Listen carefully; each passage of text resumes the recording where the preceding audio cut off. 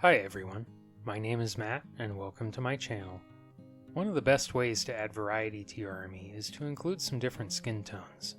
Each one of these recipes uses a mix of Darkoath flesh contrast paint along with one other color. The first half of each recipe will get you most of the way there, and if you feel like taking it a step further, I'll show how to highlight it in the second half. We also have a set of recipe cards to go along with this video, and you can download them and print them out. Details about how to get them will be down in the description below. I designed all of these recipes to go over white primer. I would avoid using a gray or bone-colored primer, because those colors will show through and change the end result. So let's grab our brushes and get started. All of these recipes will be using some variation of Darkoath flesh, so first let's paint one with Darkoath flesh on its own. When working with contrast paints, I like to apply plenty of paint so it flows into all the recesses. Then I'll use the brush to soak up any excess paint.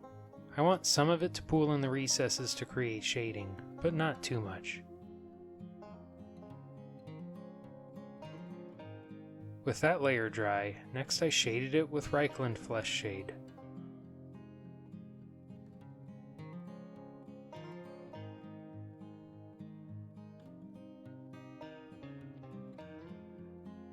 Next I diluted Kislev flesh with water and painted some thin glazes over the skin. This color is pretty close to the overall skin tone, and I'm using the glaze to smooth out any rough spots from the base coat stage. Contrast paints can dry unevenly, and glazing the first layer of highlights is a good way to achieve a smooth result. Then I highlighted some of the more prominent edges with Flayed-One flesh. You can apply this highlight as a glaze if you prefer a more blended look.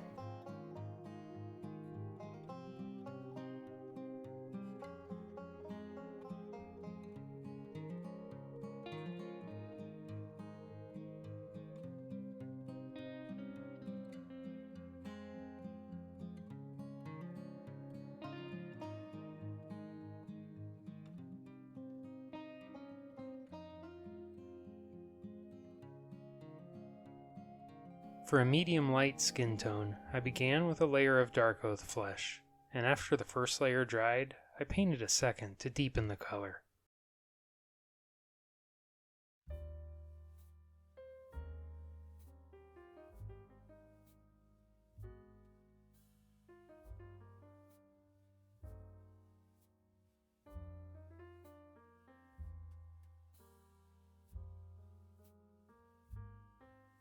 I think the shadows are dark enough, so I'm going to skip the shade and go straight into highlights.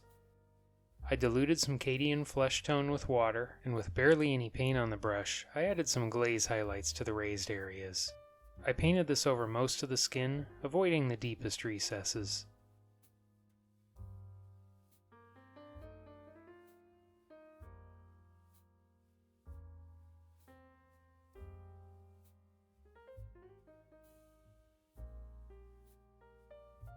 Next I highlighted the sharpest edges with Kislev flesh. For a smoother effect on some of the larger areas, like the top of the head, I diluted the paint with a small amount of water and painted a couple glazes. Now is a great time for me to ask you to do those YouTube things that we all love so much. If you're liking the video so far, please give it a like. And don't forget to subscribe to the channel so you don't miss out on any future content. If you really like what I'm doing here and want to support the channel further, please consider Patreon or a YouTube channel membership. We have some perks including a Discord server, printer-friendly PDF files of our new recipe cards, and early access to videos.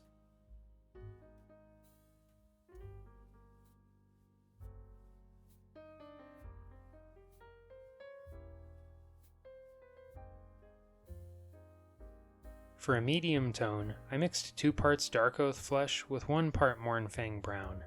This mix will be thicker than a regular contrast paint, but it will still pool and create shadows. Try to avoid thinning it, but if you feel like you need to, you can add a small amount of contrast medium.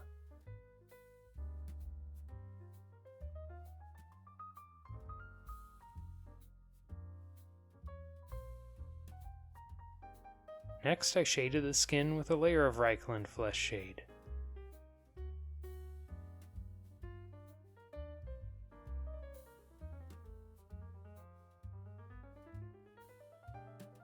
To highlight the skin, I made a mix of about equal parts Mournfang brown and Cadian Fleshtone.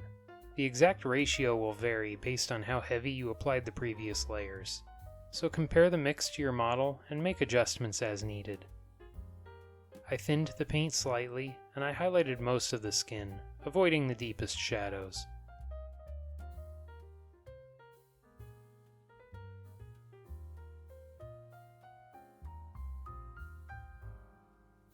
Next, I painted an edge highlight with Cadian Fleshtone. On some of the larger areas, like the top of the head, I diluted the paint with water and applied it as a glaze for a smoother finish.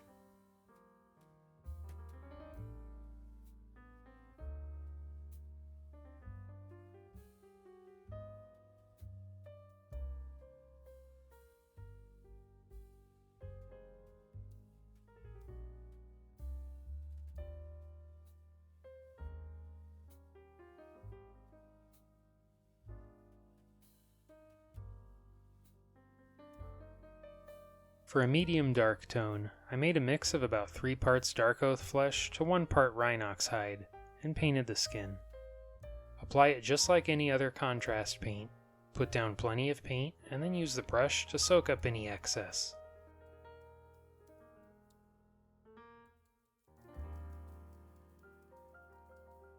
This paint can leave a streaky kind of effect, and if that happens, it's easy to smooth out with a second layer.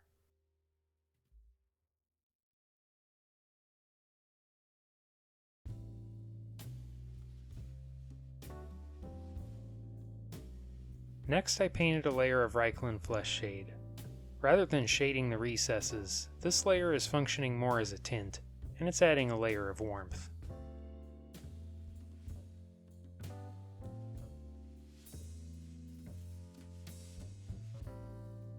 Next, I highlighted the skin with a glaze of Bloodreaver flesh. Build up a couple layers as needed to smooth out any uneven areas left over from the base coat stage. I painted this over most of the skin, avoiding the recesses.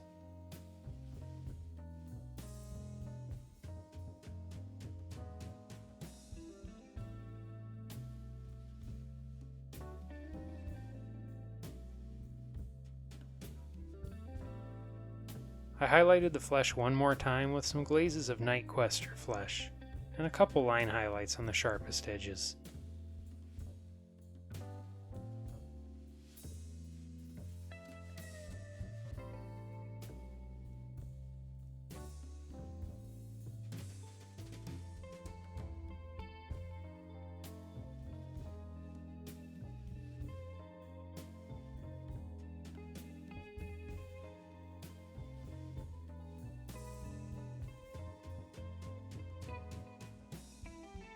For a dark tone, I began by mixing about 3 parts Darkoath flesh and 1 part black paint.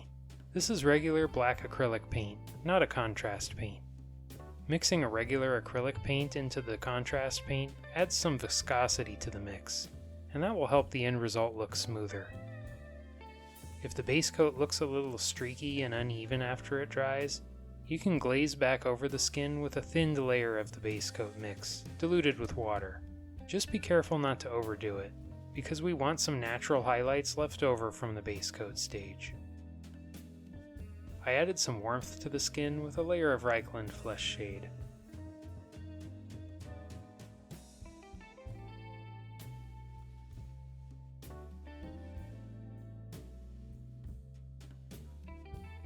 Next, I highlighted the sharpest edges with Baneblade Brown. I diluted the paint slightly and painted transparent, glaze-like layers, but rather than broad marks, I focused the highlights more on the edges.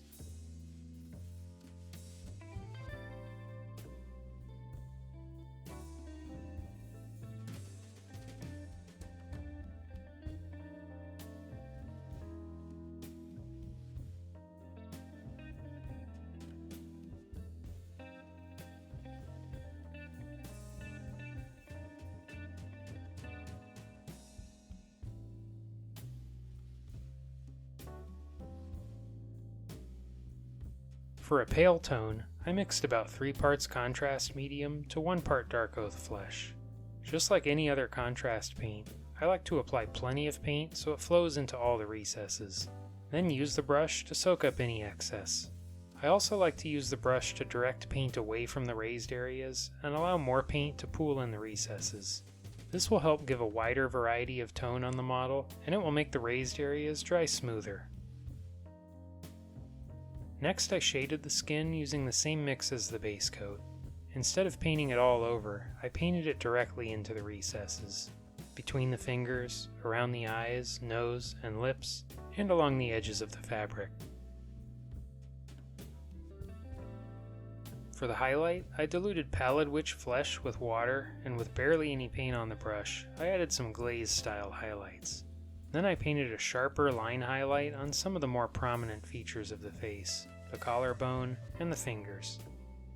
If you want to push the highlights further, you could paint one more highlight with pure white, but I would recommend painting it very sparingly and avoid overdoing it. Otherwise, the model can look chalky.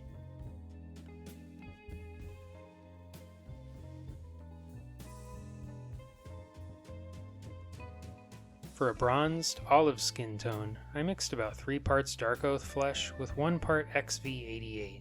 Paint this layer just like any other contrast paint.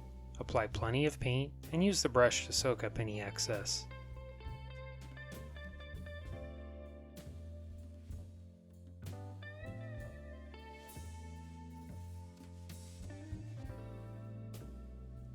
Next, I shaded the skin all over with a layer of Seraphim Sepia.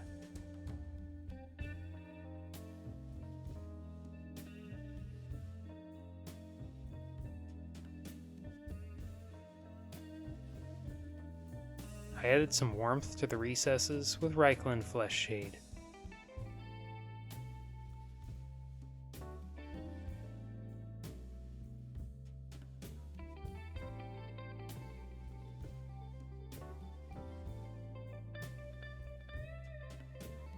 For the highlights, I mixed XV88 with Kislev flesh. The exact shade will vary depending on how heavy you painted the base coat.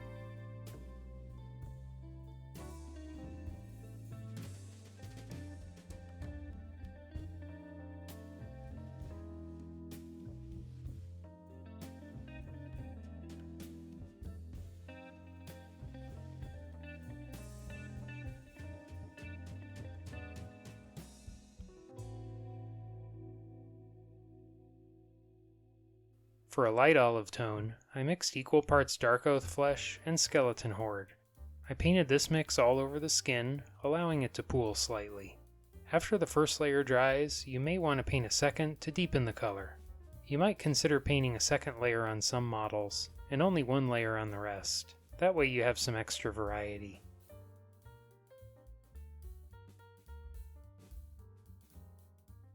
Next, I painted Reikland Fleshshade directly into the recesses.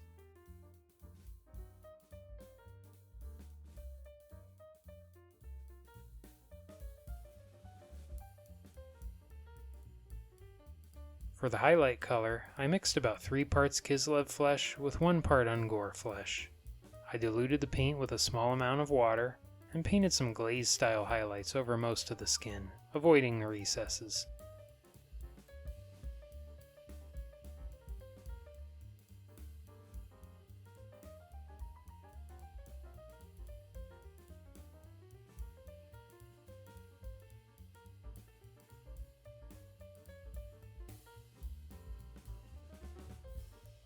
Then I painted a sharp highlight on the edges with Flayed-One flesh.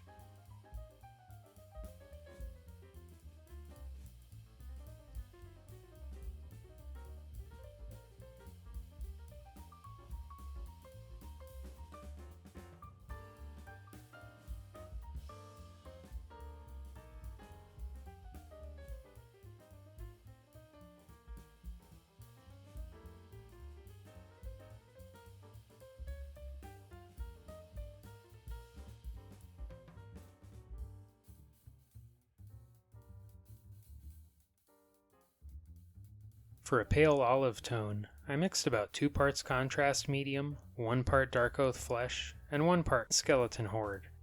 This is the same as the light olive mix, diluted with an equal amount of contrast medium.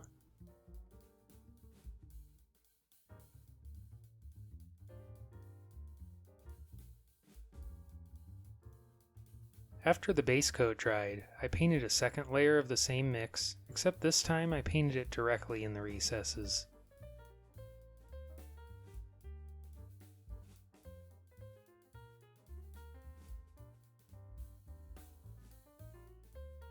Next I highlighted the skin with Flayed-One flesh. Dilute the paint with water, and with barely any paint on the brush, add some glazes to the raised areas. When you lift the brush off the model, it will leave a little bit more paint in that spot. So I like to direct the brush strokes towards the highlight. That way I can leave a little more paint in the area I want highlighted, and it creates a kind of gradation effect.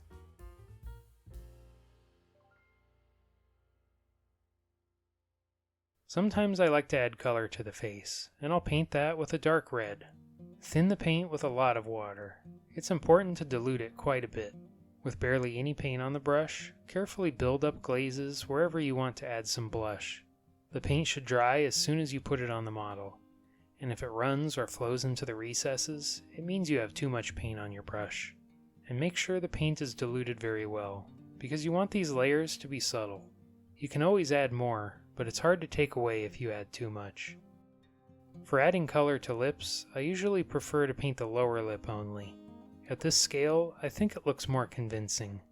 I'll use the same approach with a thinned dark red paint and build up a few layers until I'm happy with the results.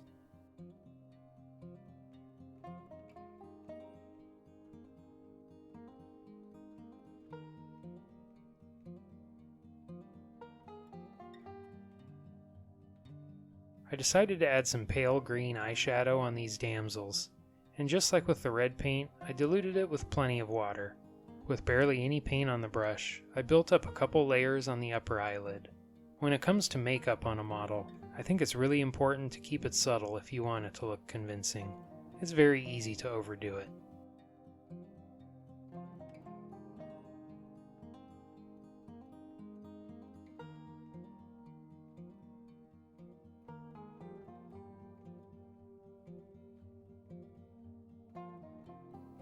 There are a few different methods for painting eyes. I prefer to begin by painting the entire eye with thinned black paint. If you want to paint the illusion of eyelashes, I like to add a little line on the outside of the eye, pointing upwards. I think that's about as good as we can get at this scale. Anything more than that and it starts to look strange. Once the black paint dries, I'll paint the entire eye with white, leaving a narrow black outline.